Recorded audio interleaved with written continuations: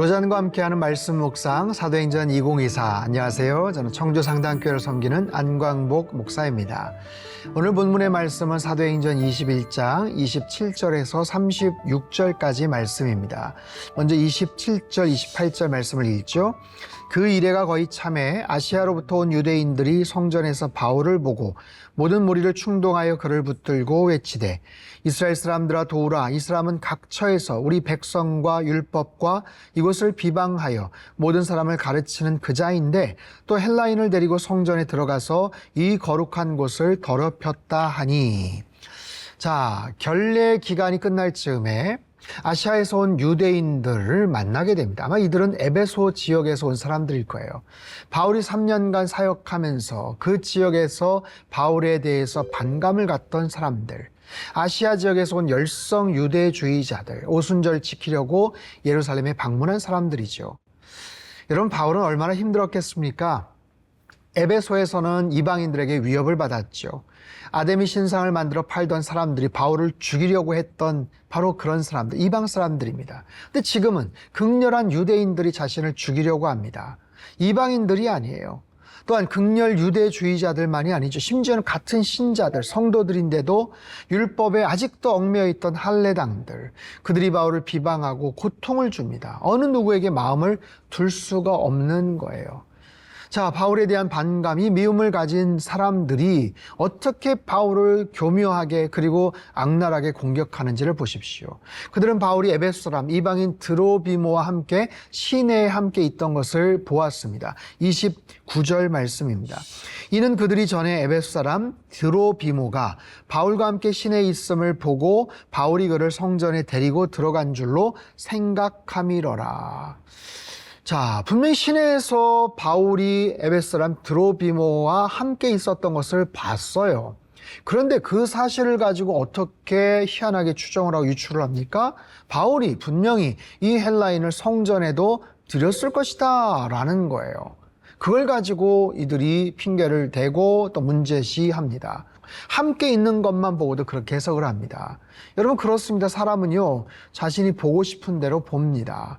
그들은 바울에 대한 그 부정적인 그 악한 감정을 가지고 그렇게 바라보고 있어요. 성전에 데리고 들어갔을 것이다. 근데 함께 그곳에 있는 것을 본 사람이 아무도 없었어요.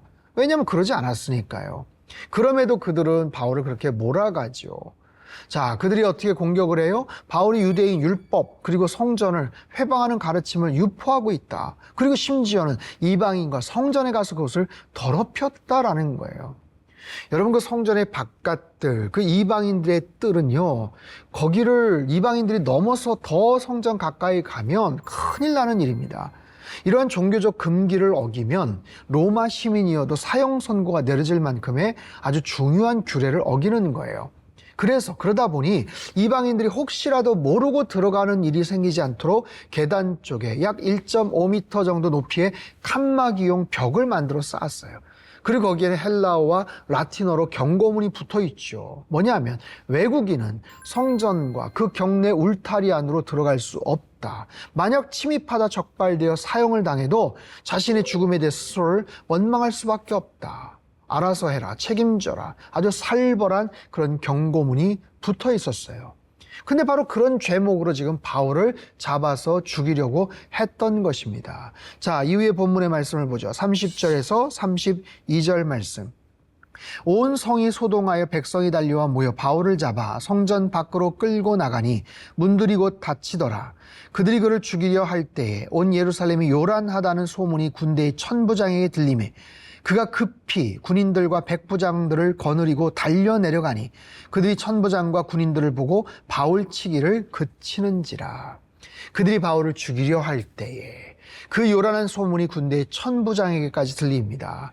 그들의 행동이 지금 급하고 아주 과격했던 만큼 하나님께서는요, 천부장을 통해서 아주 긴급하게 바울을 살려내셔요. 그들이 바울 치기를 그치지 않았다. 바울을 계속해서 때렸다는 거예요. 현재 분사형인데 계속해서 사도 바울을 구타하고 있었던 상황입니다. 만약에 천부장이 말리지 않았으면 틀림없이 바울은 목숨을 잃었을 거예요. 자, 35절, 36절 말씀. 바울이 층대에 이를 때 무리의 폭행으로 말미암아 군사들에게 들려가니 이는 백성의 무리가 그를 없이하자고 외치며 따라 감히이러라. 여러분 36절에 아주 의미 있는 표현이 나옵니다. 그를 없이하자, 그를 없이하자. 이것은 그 자를 없애버리라 라는 뜻이에요. 헬라어로는 아이레 아우톤인데요. 이 표현은요, 놀랍게도 빌라도가 예수님을 놓아주려고 할 때 군중들이 외쳤던 똑같은 표현입니다. 아이레 아우톤, 그 자를 없애버려라. 지금 바울은요, 예수님과 같은 고난에 동참하고 있는 거예요. 비록 십자가형은 아니었지만 죽음 앞에서 그 같은 분이 그 상황에 놓이게 되는 거죠. 이 바울의 위기, 이 고통의 순간, 죽음을 앞에 둔 그 상황에서 하나님은 보호해 주십니다. 천부장을 통해서 그를 살려주셔요. 가장 억울하고 고통스러운 순간이지만 하나님의 은혜는 더욱더 특별했다는 것이죠. 사랑하는 성도 여러분, 우리의 모든 순간이 하나님의 은혜이지만 특별히 힘들고 고통스러운 그런 삶의 여정 속에서는 하나님의 더 큰 은혜가 있음을 여러분 분명히 믿으시고 잘 이겨내시기를 주님의 이름으로 축복합니다. 기도하겠습니다. 하나님 아버지, 사도 바울이 굉장한 위기 가운데 있었지만 하나님께서는 천부장을 통해서 그의 생명을 구해 주십니다. 어렵고 속상하고 참 고통스러운 그런 과정 가운데 있었던 사도 바울. 하지만 아직 사명을 완수해야 되기 때문에 하나님께서는 특별한 방법으로 그를 건져주십니다. 우리의 일상이 늘 하나님의 은혜이지만 힘들고 어려운 순간에도 더 큰 하나님의 은혜가 우리와 함께 하심을 분명히 믿고 고백하며 그 하나님을 신뢰하며 날마다 승리하는 우리 모든 성도님들 되게 축복하여 주시옵소서.